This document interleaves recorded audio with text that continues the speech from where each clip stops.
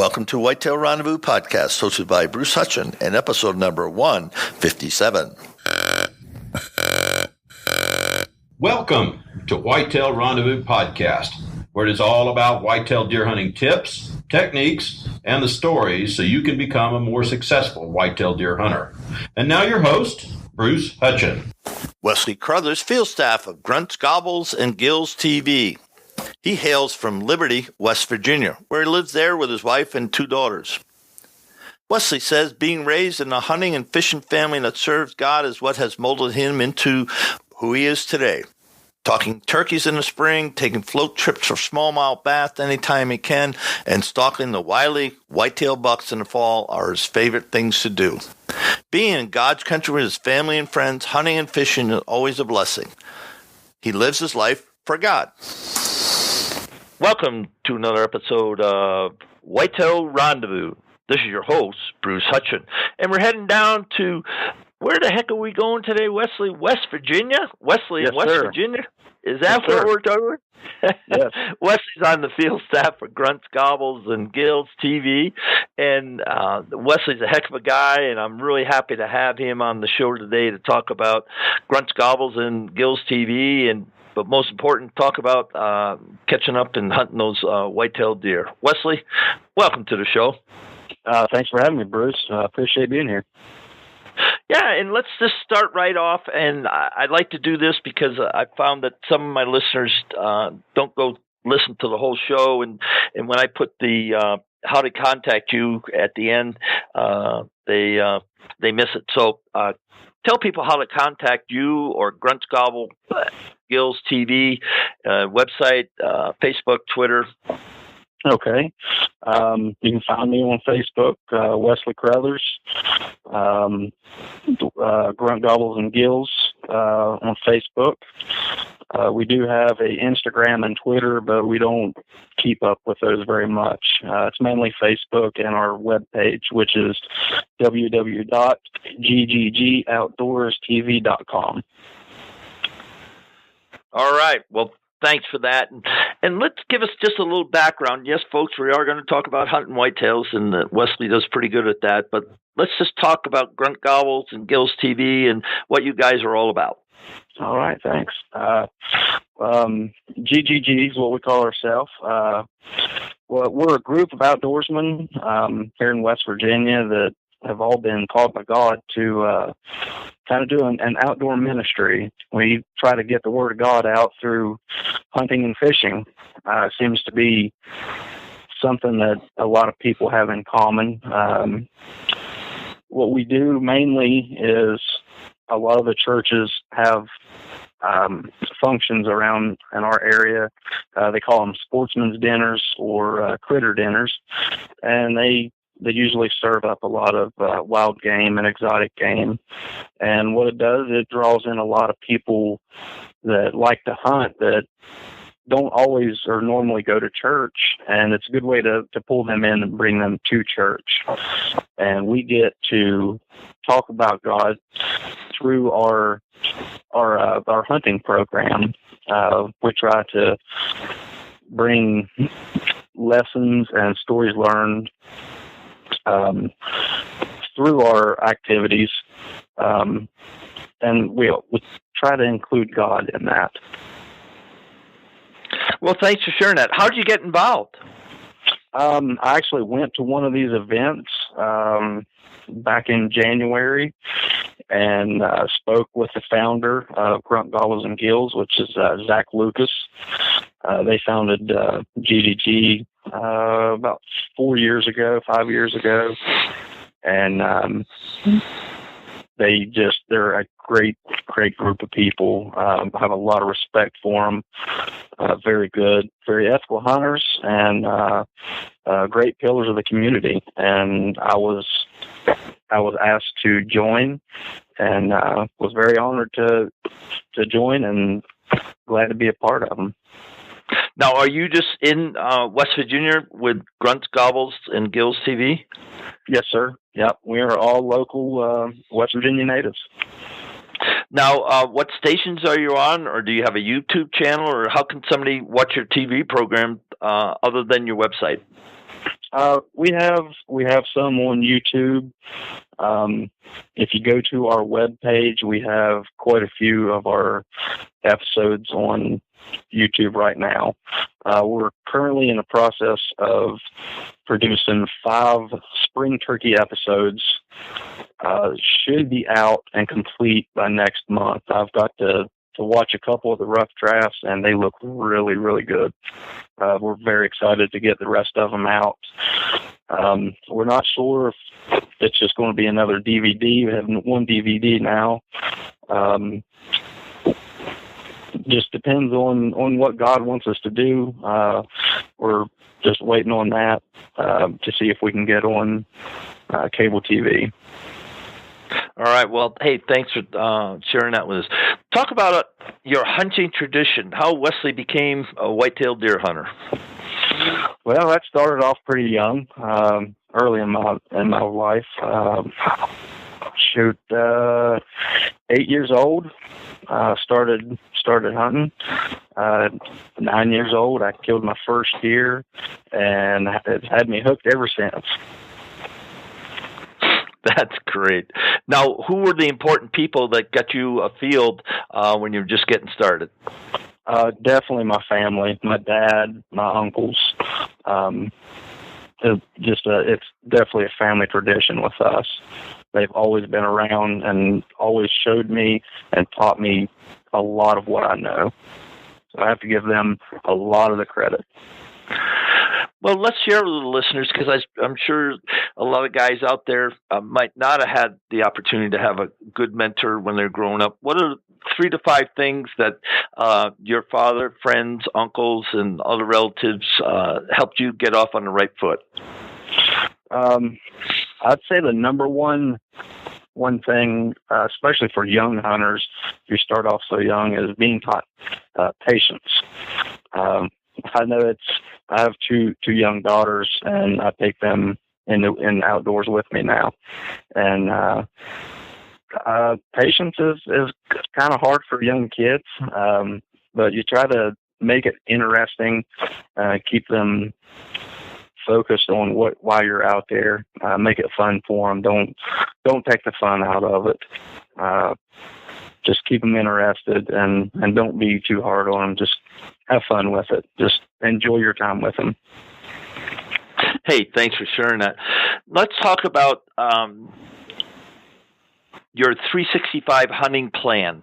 I know you hunt, hard, and what's your plan starting right now, all the way through next fall? Is this just for deer? Yes, sir. Okay. Right now, start pouring the minerals to them. I think minerals, especially this time of year, they're dropping their antlers and trying to gain their weight back. And them big bucks, they like to run, and they'll really wear themselves down. I think food and minerals right now are a key element in keeping your buck, keeping them healthy and staying close to where you like them. Now, do you have a favorite mineral company? Yeah, actually, it's one of our sponsors, Browntown Industries. They have some really, really good minerals. And so, how many mineral sites are you putting out? On my property here, I got 4 places. 2 places are just your regular average salt blocks that have dissolved into the ground, and then I have 2 others in some pretty high traffic areas that I know close to the core area of where some of my really nice bucks stay. So are you between the bedding area and the feeding area, or where they go to get the water, or what kind of terrain do you put mineral sites in? Close to a water source. I know the salt and stuff, it's salty, and they like to have a drink after that. So I'm pretty close to a couple creeks on the property. Now, when do you start looking at your food plots? It's March whatever 8th today. So, what are you doing on as far as planning your food plots or working them? We're always trying to find new places and new spots to put stuff, clearing land and just keeping the property ready for it. Depending on what we plant, really depends on when we do it. We're a really big into spring gobbler hunting, so we like to put stuff with some chicory and some other stuff, brassicas, that the turkeys like, but the deer love as well. So, how many trail cameras do you put out on your private lands? Oh, gosh, that's a tough question between all of us. Wow, I don't have a number between all of us. A lot, huh? Put out. Just say a lot. A lot. We all like the pictures. Yes, we do. We do. Me included. Well, my Zach, the founder, he pulled one of his cards 2 weekends ago, and he's got a albino hen turkey on it. Oh my! Very, very, very pretty. Wow, that's unique. Yes, very, very pretty bird. So, shed hunting, have you already done that, or is that come and gone, or where you at in that process? Work's been a little busy lately. I don't have a whole lot of time to shed hunt. I've about 2 months ago, went out and found one small a left side off of one of our eights, our 8 points. So when you look, coming on June and then July in the summer, when do you start thinking about putting together your hit list for the coming hunting season? July, August, it really gives you a good idea. Our season, they changed our opening date to the later end of September for us. It was usually always about the second or third week of October. So now we gotta start a little earlier now. And then how do you decide what stands to change, or do you every year set up are different than the previous year? A lot of my stands stay the same. I don't change a lot. I've got them set according to wind and morning stands and my evening stands. And how many stands do you have that you rotate?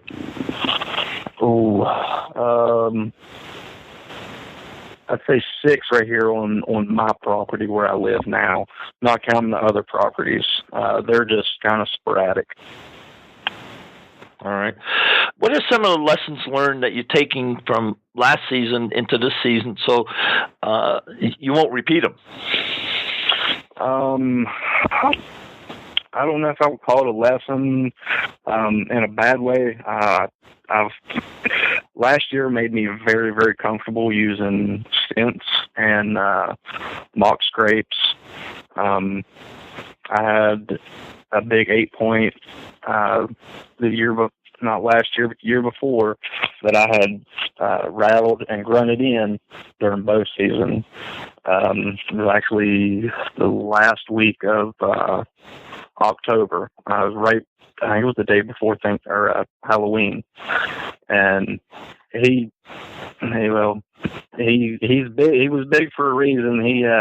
He got downwind on me before I could get a shot on him, but I located him again this past year and was able to capitalize on him through using his scrapes.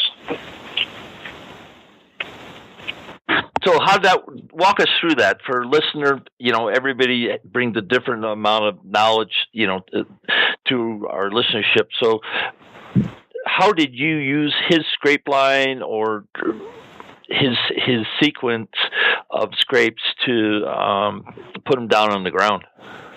Okay. Our season, here in West Virginia, our rifle season, it comes in the week of Thanksgiving. And I've noticed we have a lot of your less mature deer. They start pushing does and running does in early to mid-November. A lot of the activity that I see around here is made by the less mature deer. So around the week of Thanksgiving, I start to see a lot of the big mature deer up on their feet.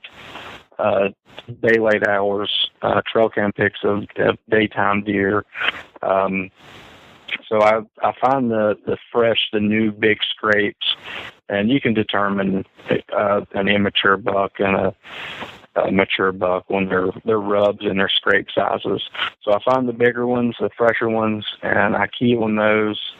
I watch the trail cameras, and I watch the moon. The moon was a big part of me killing the deer that I was after last year.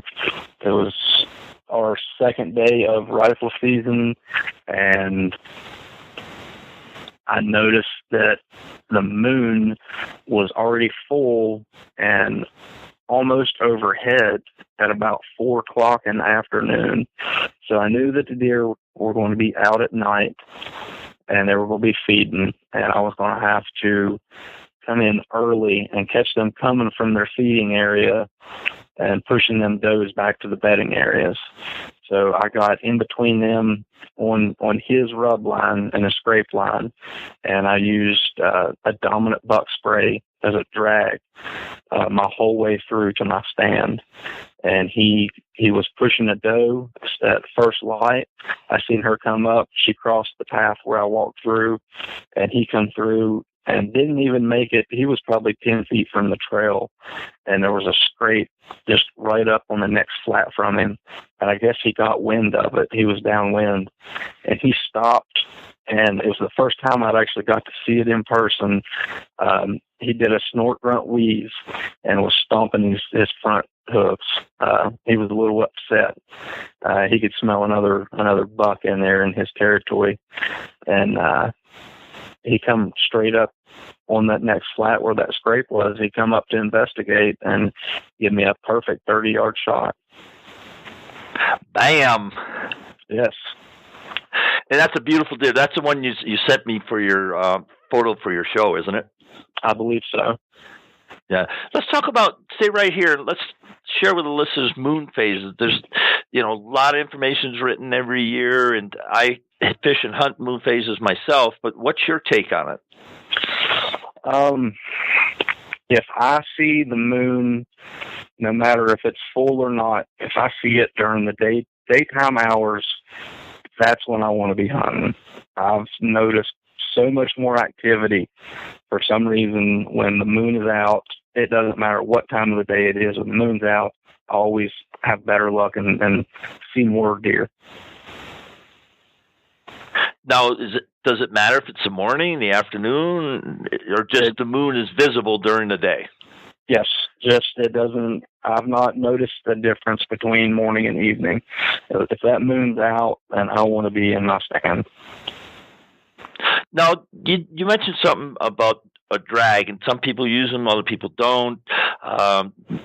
Tell me how you learned that and how you set it up. Is it 10 feet long and cotton, or just walk us through your whole drag setup? Okay, I'll go. I'll wait till I get a good ways into the woods where I know there's the more traffic areas, and then I'll tie it to my belt loop, and it's about a 6 foot, 8 foot piece of line, and sometimes I buy them, sometimes I make them. You can just make them out of cotton, like a cotton shirt, cut a bunch of strips and tie your rope to it, and just spray or soak that part of the cotton.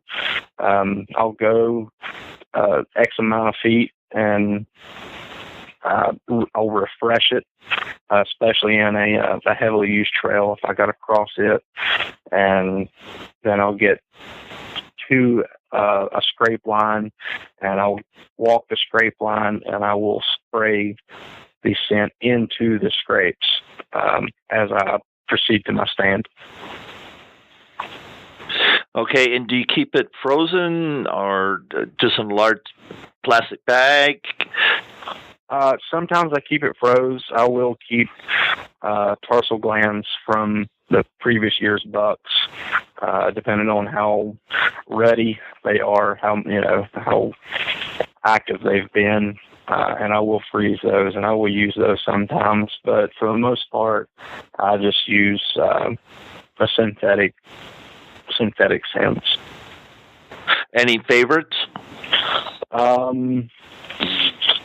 I like Black Death Scents. They're actually one of our sponsors. They do pretty good. Yeah, I'll have to put them up there at the top. Well, good. And then what do? You get your stand, so you have this drag. Do you leave it on the ground, put it in a tree, take it up and stand with you? What do you do with it? I'll hang it off the ground a little bit. If I'm going up in my stand, or even if I stay on the ground, I'll hang it up about 4 feet off the ground. That way the wind will pick it up, and it'll carry it pretty good for me. Yeah, folks, if you've never tried using a drag, if you do it right, and by right, keep your scent, off the scent pad, whatever you're going to use to hold the scent in. But you'd be surprised, because yours truly has witnessed a buck coming across the trail at 90 degrees, and all of a sudden he hits that drag mark, and he came right underneath the tree. Wasn't a shooter, but it didn't matter. It's proof of concept, and in the right application at the right time. And we all know that it takes the right time, to put Mr. Wonderful down. But it's another tip to use. Absolutely. Now, do you also bow hunt? You gun hunt? Do you bow hunt also? Yes. Yep. I usually get to bow hunt a little more than I do get to gun hunt, just due to work. Leading up to our later in the year, seems like my work gets busier, and I get a little less time to hunt during gun season. So I try to take advantage of early season bow hunting as much as possible. What's some of the key techniques that you use so you can see a lot more deer than maybe the next guy? Scouting. Scouting is everything. And second, I would have to say, is scent control. The longer that I hunt, the more scent control freaky I get about it, I guess you could say. I'm just really getting big into the scent control. Scent control, head to toe, shower, the soaps, everything. That plays a big key part. When you say showers, do you have to buy the X brand that says you got to shower with this before to kill all the microbes or the scent, or are you talking about you use scent-free soaps? Help me understand, and the listeners understand what you say when you go 100% scent control. Okay. Get up extra early, shower in the morning, use like Hunter Specialties body wash and shampoo. I like to use their scent-free laundry detergent and their dryer sheets also.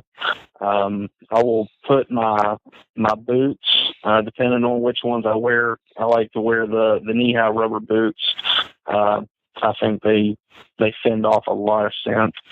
I'll use the Hunter Specialty soap in a special tote that I have. I'll use hot soapy water, and I'll scrub them down, and I put them in another special container that I keep all my clothes and my boots and my pack and everything in. So it really gets down to just about everything goes in a tote, then it goes into I call them bins, and I have bins for every single pre-rut, during rut, and post-rut, depending on how warm or cold it's going to be. It Right. gets kind of crazy, folks, because I have rubber boots that are 5 mil, and some rubber boots are just rubber boots with no insulation at all. So be careful about how you spend your money, but it all helps. I firmly agree that the more you can reduce your scent, the better luck you may have. Now let's talk about how many times you hunt a stand. I don't generally like to burn out a stand. I'll hunt a stand a couple times, and if I feel like the deer are starting to notice me, or if I'm starting to see less activity, then I'll move to another stand according to my wind. But I try not to burn out a stand unless the conditions are just right, and I know that the bucks are cruising, and then I might spend a little more time in a specific stand after a specific deer. So you do go with the 3 strikes and you're out, 3 sits in one stand, and then you don't hunt it? No, not necessarily. If there's a lot of activity and I'm not getting noticed, or I'm having a lot of deer go downwind of me and they have no clue that I'm still there, then if the conditions are right, I'll use it a few more times than that. But I don't like to spend a whole lot of time in one. All right, so don't burn out your stand. That's basically what Wesley's sharing with us. Let's just talk about and end up the show talking about getting the youth involved. What is Grunt, Gobbles, and Gills TV doing to get more youth in the field? Well, through church organizations and stuff, they like to have kids' days and like to get the kids out. We'll go to churches and stuff, and we'll have an archery day. Try to get kids involved, get them shooting, even if they don't take up hunting. If they like to just shoot for recreational activity, having the kids outside doing things is way better than having them sit, locked up in their room on their phones or on video games. So just getting them out to do anything outdoor related is a big goal. We really want to see more of them out hunting and fishing. A lot of us, the hunting and fishing, is, like I said earlier, it's a family tradition. So carry that on, pass that on to your kids, and keep them happy and keep them out. Well, Wesley, thanks for closing the show with that. And on behalf of Whitetail Rendezvous Nation, thank you for bringing Grunts, Gobbles, and Gills TV to our listeners today. And I wish you a great season. I can't wait till we catch up after next season and see how it all goes. Thank you. Thank you for having me on here and let me represent our team. As your host at Whitetail Rendezvous, I want to thank each and every one of you for spending your time with us today. I look forward to sharing with you in the next episode more whitetail hunting tips, techniques, and stories. Until then, keep the sun at your back, the wind in your face, and always be patient. If you have any tips, comments, or suggestions, or what we can do to improve, because we're here to serve you, let us know.